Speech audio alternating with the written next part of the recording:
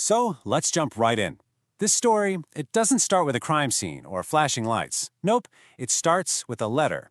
Just one single piece of mail.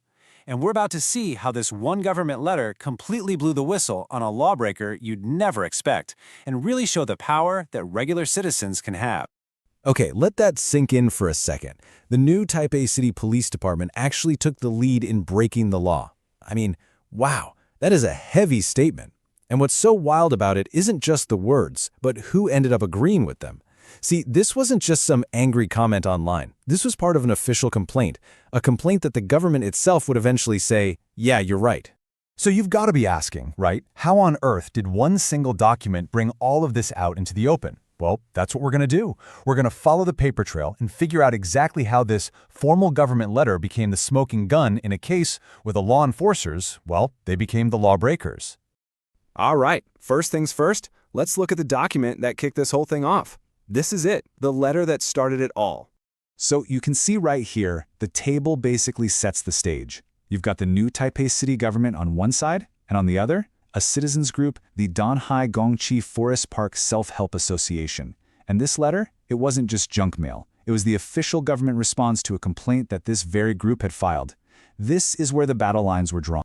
And inside that letter, whoa, talk about bombshells. The government flat out confirms it. The police department violated the law. Bam! A penalty has already been issued by the Agriculture Bureau.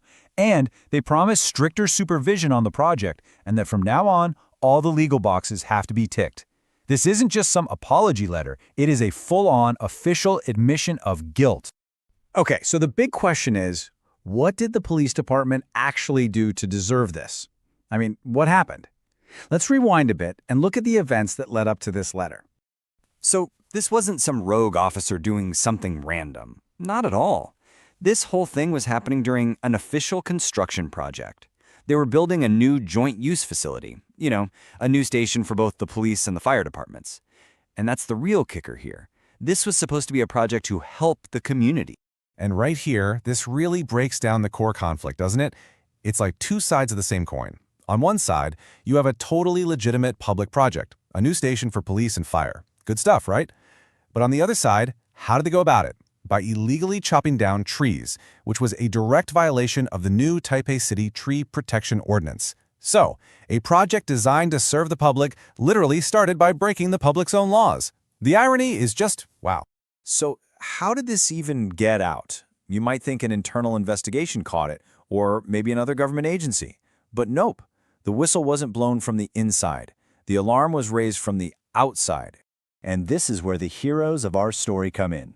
A self-help association, or 自救会. Now, what are these? Think of them as citizen-led watchdog groups. They're formed by regular people who want to protect their community's interests, and, this is the crucial part, to hold the authorities accountable. And that is exactly what happened here. The folks from the Danhai Gongqi Natural Park Self-Help Association were just paying attention. They saw trees being cut down, knew something wasn't right, and they didn't just complain to their neighbors or post about it online. They took action. They filed the official complaint that kicked off this whole investigation. And you know what? Their actions were so spot on, so effective, that they were praised for it. Someone even called it a good demonstration of a citizen group supervising the government. So this wasn't just about saving some trees. It was a perfect textbook example of how civic engagement is supposed to work. It was a win for everyone. Okay, so this is where the rubber meets the road. The citizens complained, and they were heard. But what were the actual consequences? What did their hard work and their vigilance really achieve in the end? Well, the government's response was pretty clear, and it came in three parts. First, they penalized. The police department got hit with a formal fine from the Agriculture Bureau. Second, they supervised. The city came in and demanded that the police and the construction supervisors get their act together and improve quality control, like immediately. And third, they regulated. They put new rules in place to make sure all future projects have to get their legal paperwork done before a single shovel hits the ground. It was a clear plan. Punish, fix, and prevent. Now, I know what you might be thinking. A few trees, a local park, it might seem like a pretty small issue in the grand scheme of things. But the principle behind it, oh, that's huge.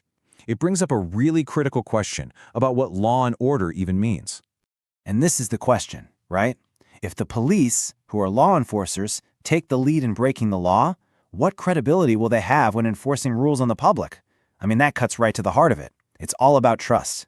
If the people who are supposed to uphold the law are the ones breaking it, their credibility just evaporates. It really shakes the foundation of the whole system.